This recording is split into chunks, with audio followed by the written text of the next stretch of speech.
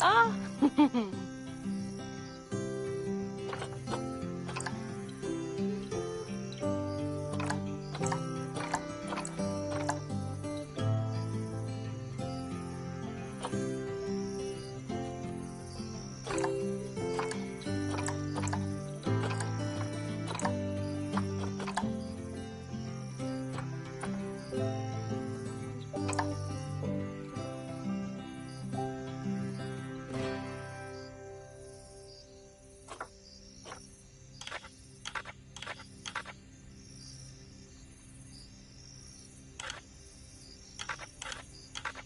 Ooh. Mmm.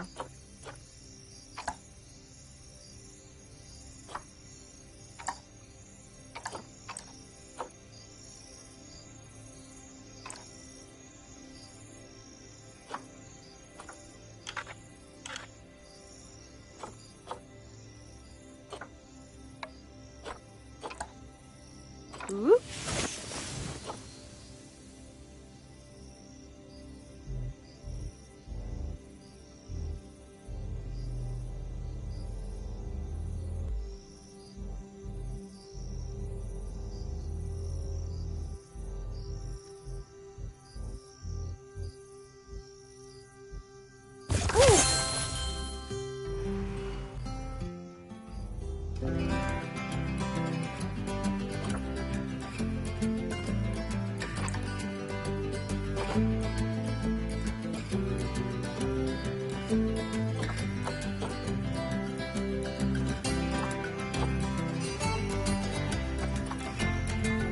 Oh.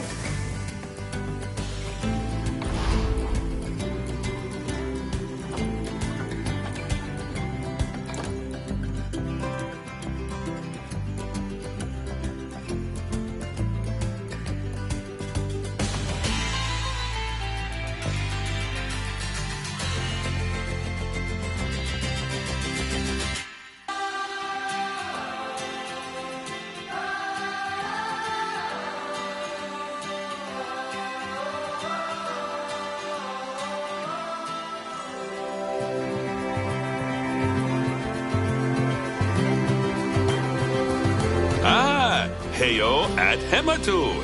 Yeah. Oh, sorry about that. I have a habit of slipping back into the Planko language. It's good to finally meet you in person. I'm Bernard, although I insist you call me Bernie. The only person who calls me Bernard is my wife. And even then, only when I've tracked elephant dung into the carpets. As you know, I own several zoos, but I always like to show people the ropes here at my home. This is the first zoo I ever opened, and a source of great pride for me. And prides, thanks to a lion breeding program we ran in the 80s. But we're in the middle of a big renovation, and that's where you come in. Sadly, our old contractor had to retire after developing a fur allergy. Poor devil kept sneezing his dentures into the lion habitat. So, it's up to you to finish everything off. Don't worry, though. I'm not completely throwing you in at the deep end. My head keeper, Nancy Jones, will be lending a helping hand. Oh, she's a hard worker, and she'll expect you to be too. But I'm sure you'll get along like a house on fire, or even better, one that isn't on fire. Less shouting that way.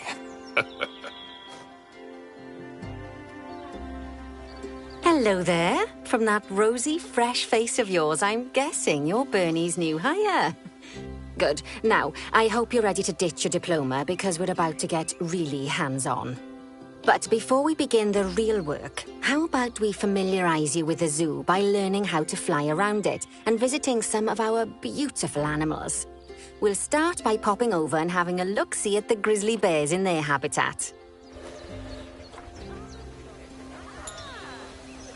Did you know that grizzly bears, also known as Ursus arctos horribilis, can hibernate for up to 7 months a year?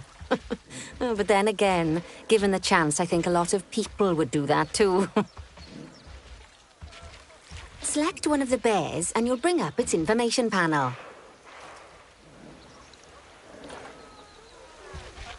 This is where you can find out all kinds of information about your animal. The most important thing being its overall welfare.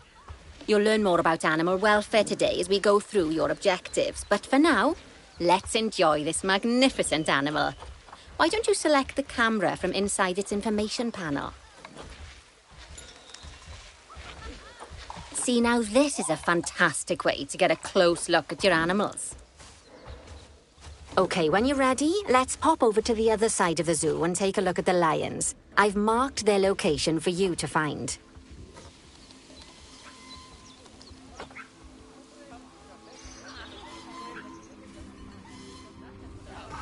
Panthera leo leo, or the West African lion to you and me. Lions are the most social of the big cats, and there can be as many as 40 lions in a pride, although prides of that size are pretty rare. As Bernie would say, those lions are awesome, which is precisely why I handle the training instead these days. Anyway, how about we get started on those objectives? Come on, let's head over to an empty habitat and see what needs doing there.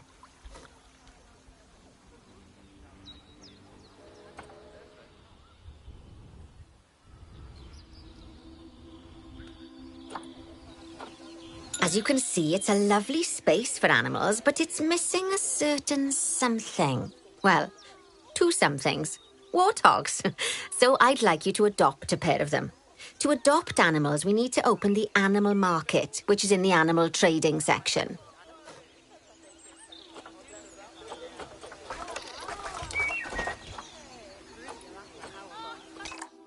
There we are. A pair of perfectly splendid warthogs for our zoo. Just select them and choose Adopt. Normally, the animal exchange would be full of animals, but I've emptied out the market while you learn how it works. The last thing I need is you accidentally ordering a dozen elephants.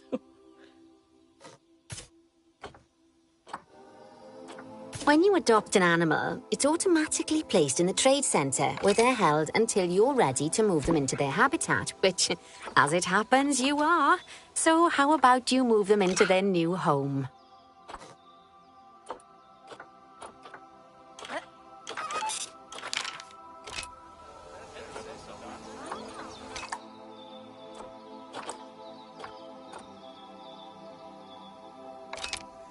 When you ask for an animal to be moved into a habitat, your caretakers will go to the trade centre, collect your animal and deliver them to your selected habitat. I've marked the trade centre's location, so let's go and watch the caretakers in action.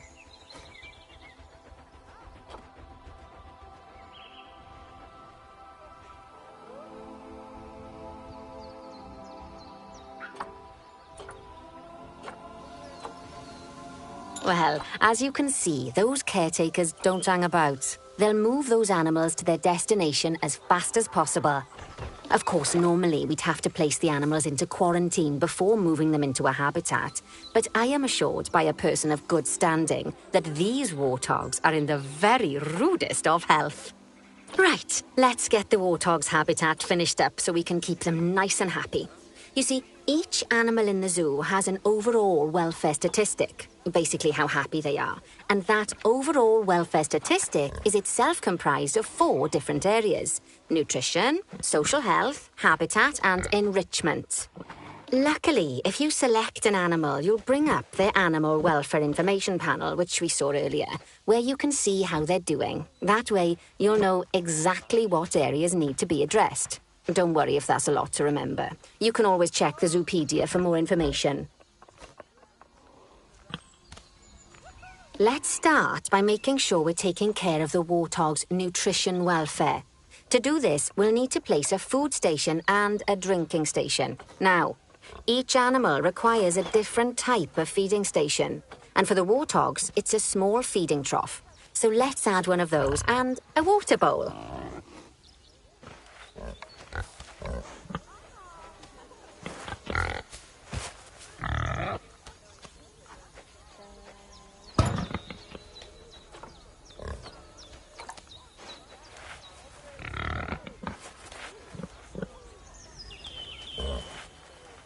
Animals also require stimulation to keep them happy. Let's add a lovely mud bath for the warthogs to roll around in. That bath will count towards their enrichment welfare, specifically their toy enrichment welfare.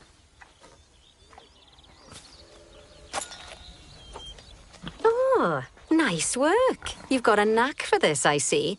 Now, our contractor had to leave in a hurry, so this place is in a fair old state. Unfinished thingamajigs and whatsits all over the shop. But the first thing we need to finish is the ostrich habitat. It's over near the hippos.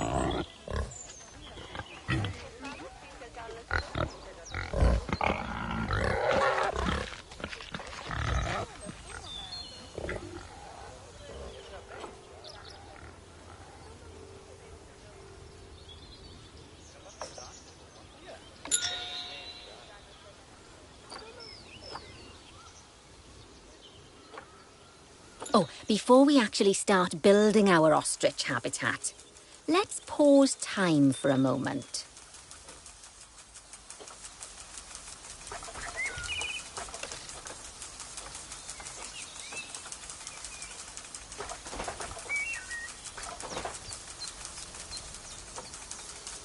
Ah, that's more like it. A quick break. Sometimes it's a good idea to pause the game whilst you're doing something which requires your concentration, because it'll stop the zoo spinning out of control while you're looking the other way. Let's keep the game paused while we get this ostrich habitat built. Okay, job number 1 here is to add a habitat gate before we complete the barrier. Every habitat needs a habitat gate. After all, how else would the keepers get in and out? Just make sure it's hooked up to the path so the keepers can reach it.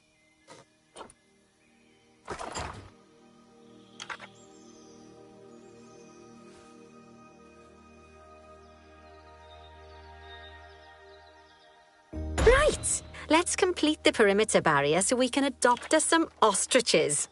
I've marked out an area for you to use, so I'd like you to finish off the perimeter using the brick barrier.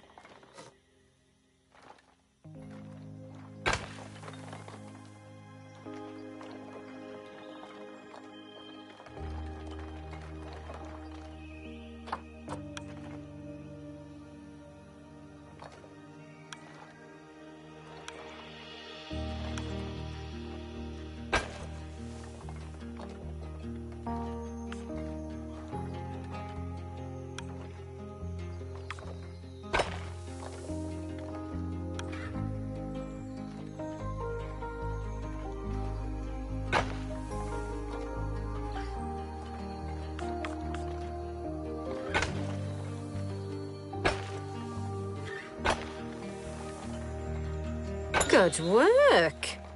Remember, before you can place animals in any habitat, it has to have a full loop of connected barrier.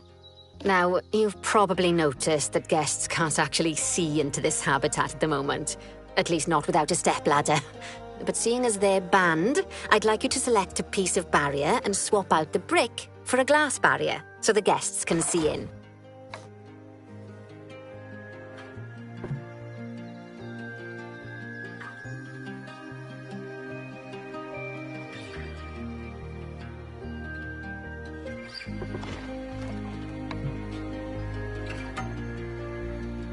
There we go. Adding in more windows gives guests even more opportunities to see the animals in a habitat.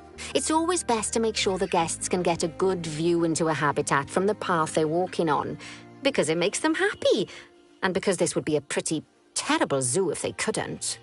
The last thing we need to do is to add a donation box. You see, when guests enjoy the view of an animal, they'll make a donation. Just make sure you put them in easy-to-reach places, like near a viewing point. Donation boxes are one of the main sources of income for the zoo, so make sure you remember them.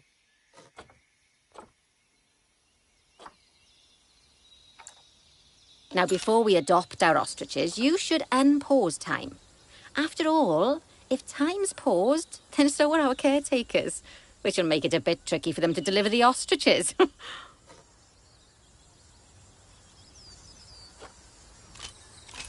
Oh, by the way, as well as pausing time, you can also speed it up. It'll run everything at 2 times and 5 times faster. It can be useful, especially if you're waiting for money to accumulate or for animals to be delivered to your habitat.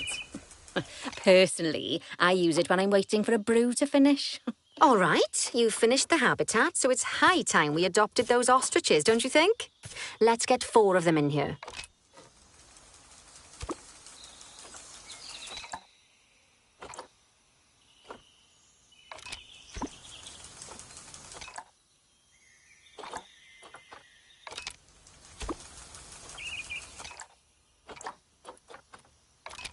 While we wait for them to be collected by the caretakers and brought to the habitat, you should get it ready for them.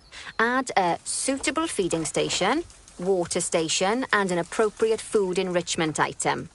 It's often best to place things like enrichments and feeding stations near to the habitat perimeter so guests can get a really good view of the animals.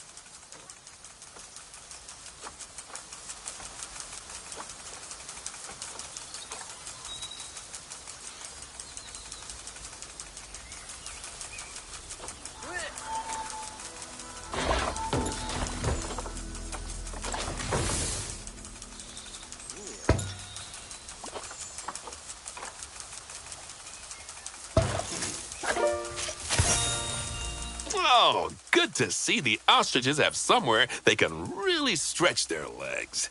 Did you know they can actually run at 43 miles per hour? Oh, heaven forbid they ever escape. The speed camera fines alone would bankrupt us. Well, Bernie certainly seems impressed. Did you do his speed camera joke? Every time we get an ostrich. So, now we've made the ostriches' lives a bit better, let's do the same for the keepers, shall we? To make it easier for the keepers to feed the ostriches and hippos, we should build a new keeper hut. Keeper huts are where the keepers prepare the food for animals, so they should be placed near to the habitats to make sure the keepers don't waste their time walking when they should be looking after the animals.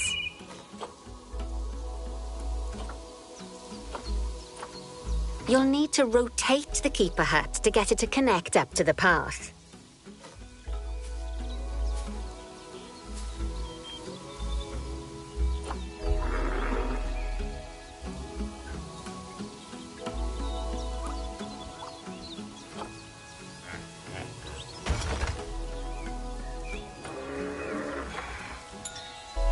This keeper hut only has space for 1 keeper, but the larger keeper hut can allow multiple keepers to prepare food at the same time. Oh, but bear in mind that keeper huts and other staff facilities shouldn't be placed near to areas where there are lots of guests. Guests don't like seeing facility buildings, and it can affect their happiness. Negatively. In case that wasn't clear. Something that all facilities, shops, and a whole host of other objects need is power. And that obviously includes your newly built keeper hut. So let's place a transformer next to it, shall we?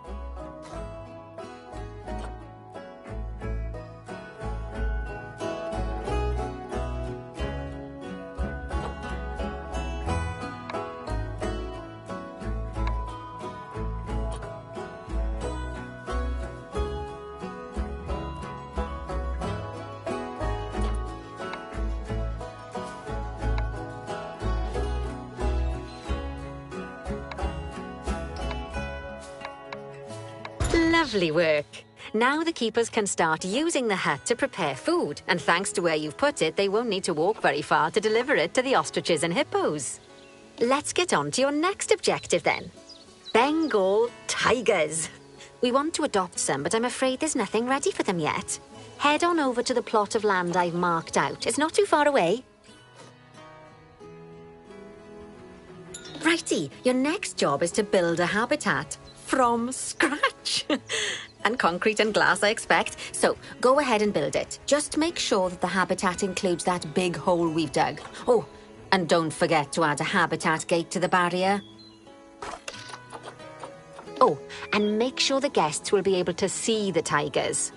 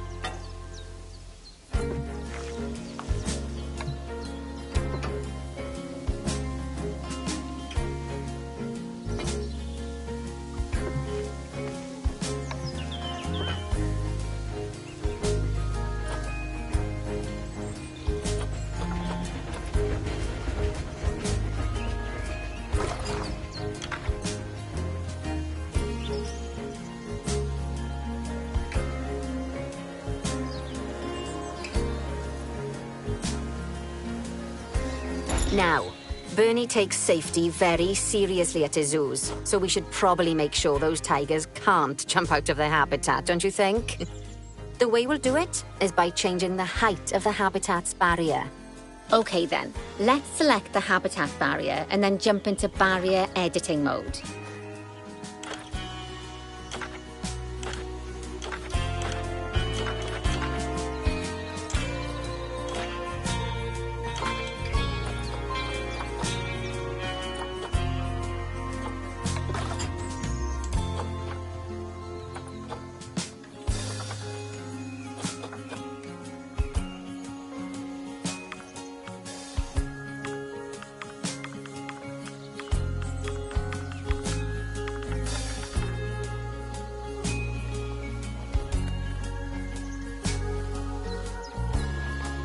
Great! Now highlight the entire perimeter of the habitat. You can do that by selecting fence segments one by one, or select one and hold to use the multi-select mode.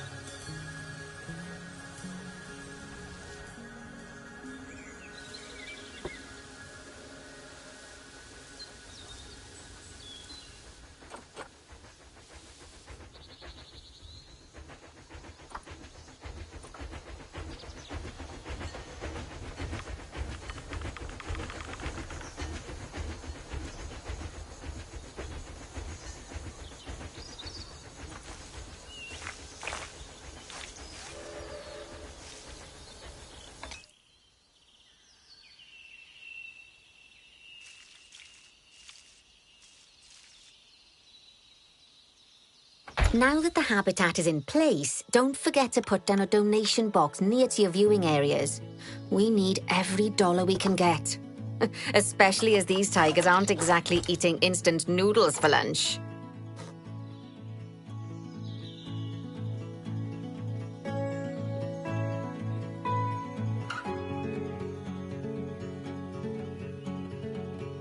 Okay, that's the habitat boundary complete, the habitat gate in place, and most importantly, the tigers won't be able to jump out of it anymore. I think it's time we adopted those tigers.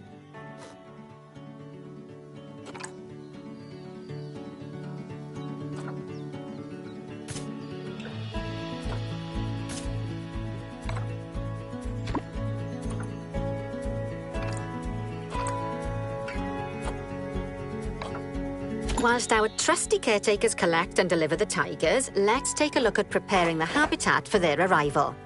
We'll start with the basics. Add a suitable feeding station for them. This time, instead of adding a water bowl, let's try something different. Some animals need a pool in their habitat so they can go for a swim, but they can also use it to drink from. All you have to do is make sure the banks of the pool have a gentle slope so they can easily get a nice, refreshing drink. There's already a pool excavated, but you still need to fill it with water. You should do that by going into Terrain and selecting the water tool. Yes, that'll do nicely. Of course, just like the warthogs and ostriches, these tigers will also need some enrichment. Why don't you add some suitable toy and food enrichment items into their habitat?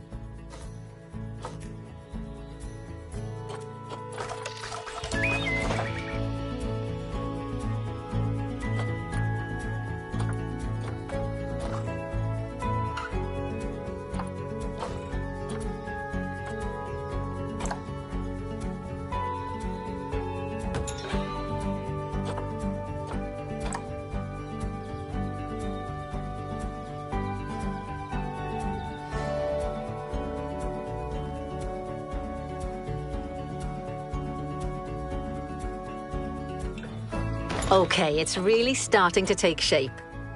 Now, the tigers will need a shelter in their habitat so they can hide from the guests, or more likely, the bad weather.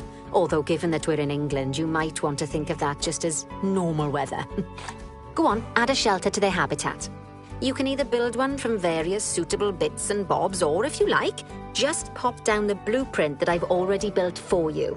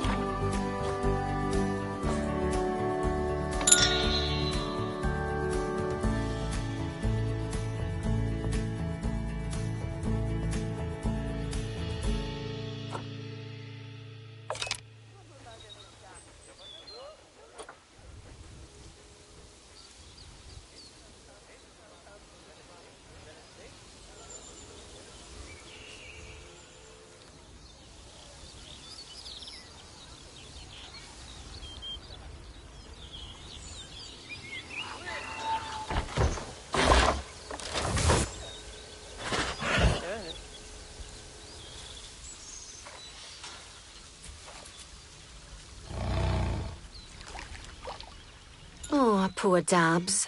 I'm sure it can't have escaped your attention that the tigers look a bit miffed. That's because they aren't too keen on the type of terrain in their habitat. Select a tiger and bring up its information panel.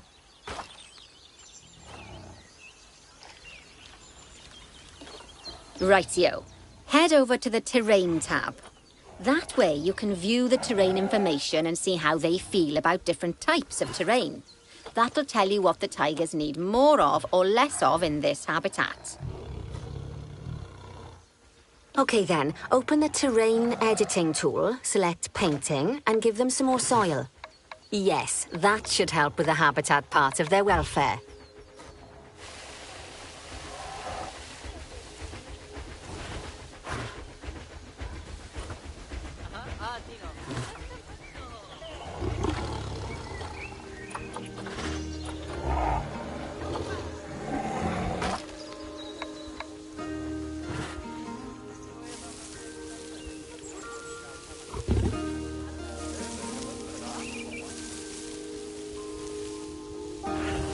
Right then, all animals need plants and trees from their own biome or continent. You know, deserts, savannas, Eurasia, Europe, that sort of thing. It looks like these tigers need a few more plants in their habitat. To get a perfect fit, use plants from the rainforest and temperate biomes that are native to Asia. Although if you have to, you can get away with using just one or the other. The tigers will also want a certain amount of their habitat to be covered by those plants. To find out which plants to use and how many, select a tiger and go to the Environment tab. Now, as you can see, some of the plants currently in the habitat aren't quite right for the tiger, like the wattle bushes. You can remove them if you want. You can find all of the plants you need in the nature section, and you can use the filters to only show the types of plants you want to see. In this case, that's plants from the rainforest or temperate biomes.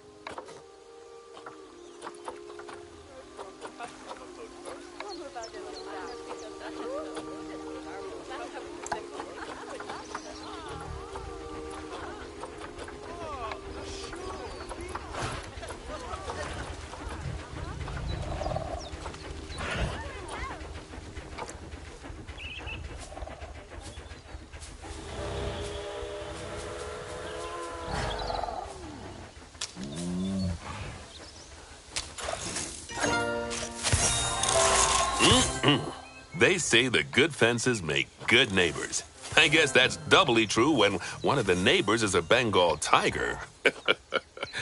Still, those tigers look so happy that I doubt they'd leave, even if you did poke a hole in their fence.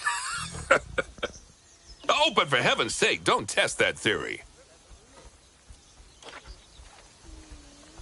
Right, let's head over to the Indian peafowls. I've been told that we need to improve their social welfare.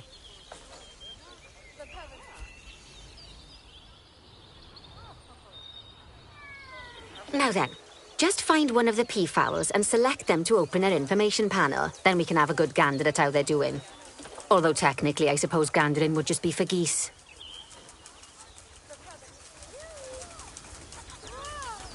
Expand their social welfare and we can get a bit more detail. Now, they've clearly got plenty of space and they're not stressed, but it looks like their social group isn't quite right. So let's find out more. Head over to the Social tab to see what's wrong.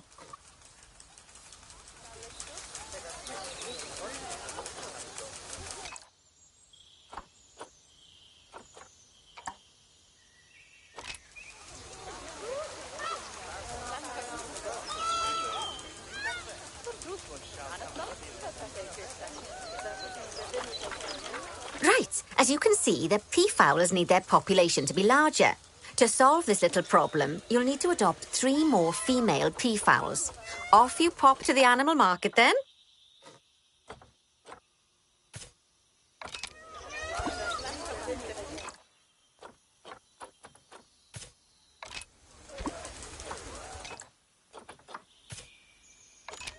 Good work on those peafowls. I expect they'll be delivered soon. But sadly, it sounds like our snow leopard is a bit grumpy. Let's head over there and see what's wrong with her.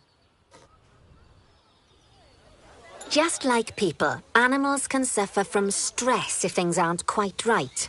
You know, like when you see someone put in the milk before the tea bag. In the case of these snow leopards, they're a bit stressed by their lack of privacy. You can lower their stress levels by swapping out the normal glass barrier by their cave for one-way glass. It's not a cheap option, but I think they're worth the expense, don't you? This will give the snow leopards somewhere to go when they want to get away from the prying eyes of the guests.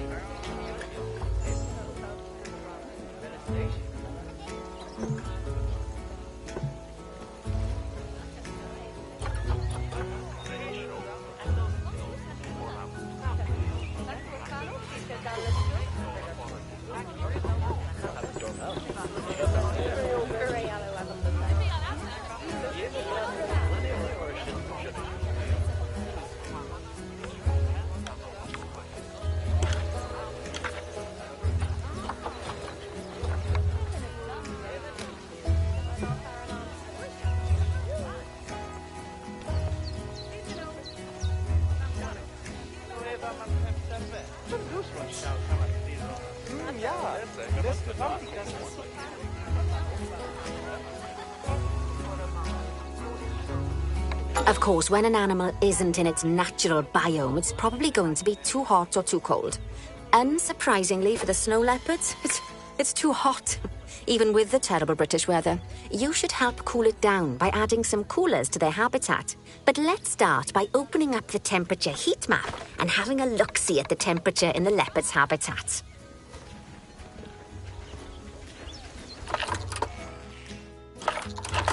As you can see, we already have one cooler in there. Let's pop some more down and get as much of the habitat as chilly as we can. Luckily for us, this habitat already has power, but you'll need to make sure of that in the future. Just so you know, if any part of a habitat is powered, then the whole habitat will be powered.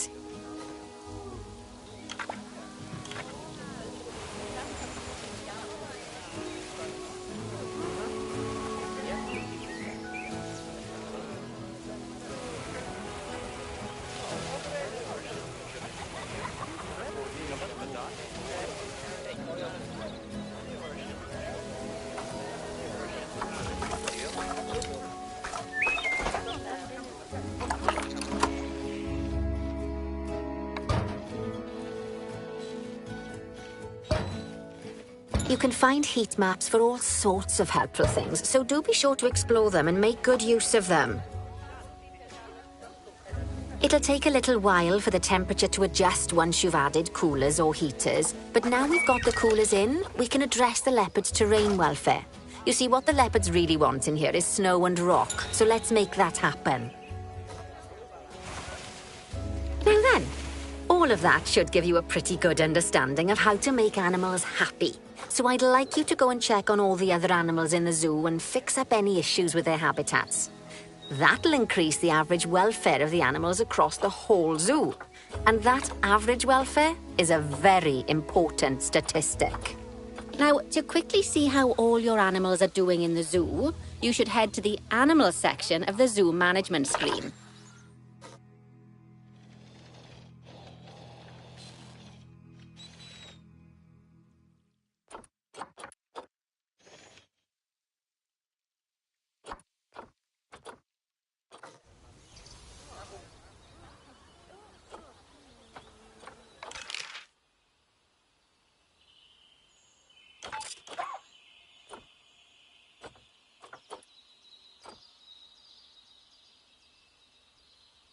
As you can see, this list shows you the animal's overall welfare. So if something's amiss, then you can quickly pop over to them using the locate tool. Right, I'm off for a cuppa while you make sure all the animals are well looked after.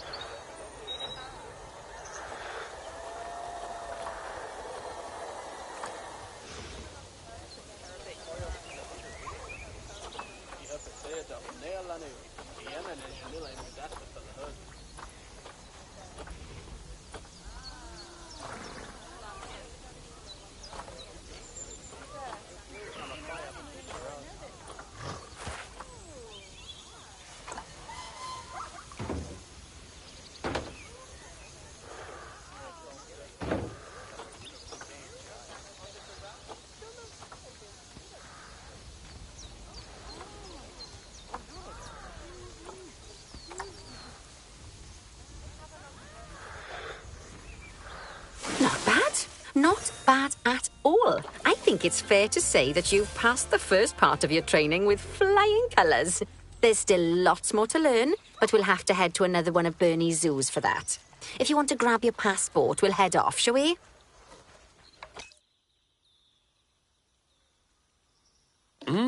Sounds like you've got the whole zoo purring away nicely. Well, purr.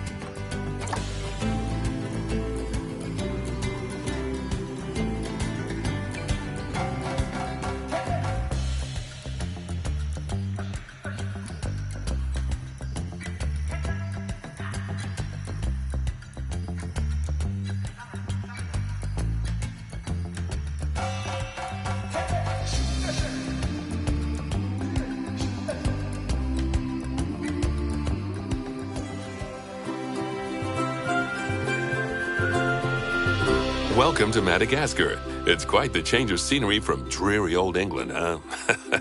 Apart from the weather, I suppose. They don't call these places rainforests for nothing. The zoo you'll be working in is an ape sanctuary, where we're doing vitally important conservation work. Not just for apes, but for all kinds of species.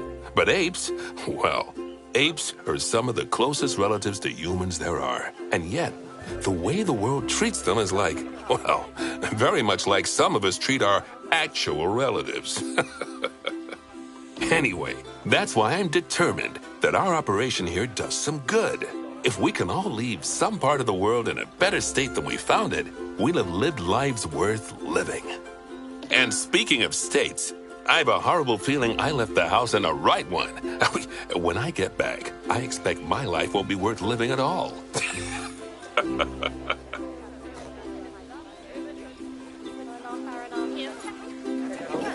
What do you think of Madagascar, then?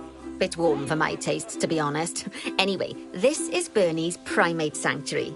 It's not just primates, though. We've got all sorts of animals. So why don't we go and have a look at some of them, eh? We'll start by taking a look at the red-ruffed lemurs. They're the ones that look like they should be in a Shakespeare play. Come on, let's head over to them.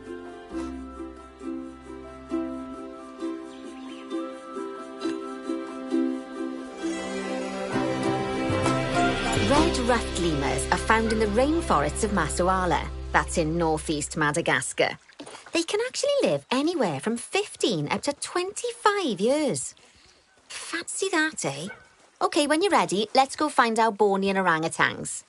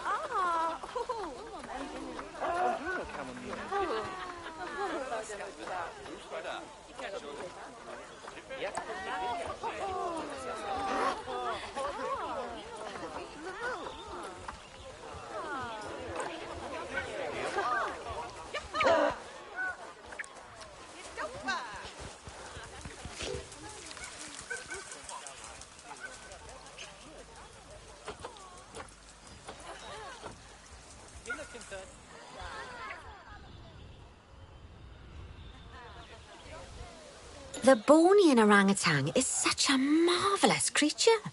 They're always a big favourite at any zoo they feature in. And they're also the biggest tree-dwelling animal on the planet. Assuming you don't count any lions that got stuck up one. Oh, why don't you take a better look at them? Open up their information panel and go into the animal camera.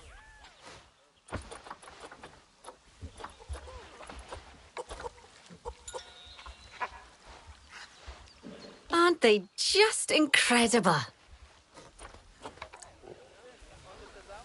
When you're ready, let's go and have a look-see at some of our beautiful bonobos. They're quite the characters.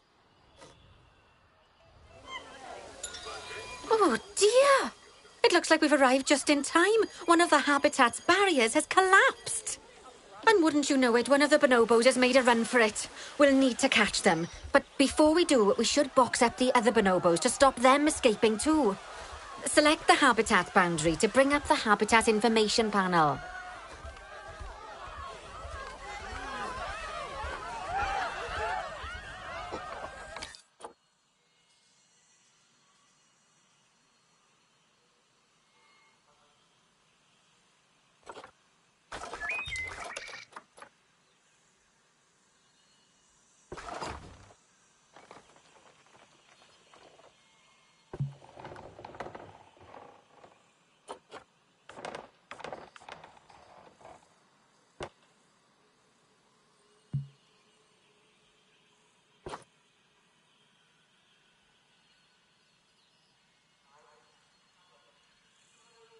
Good. Now open the Animals tab.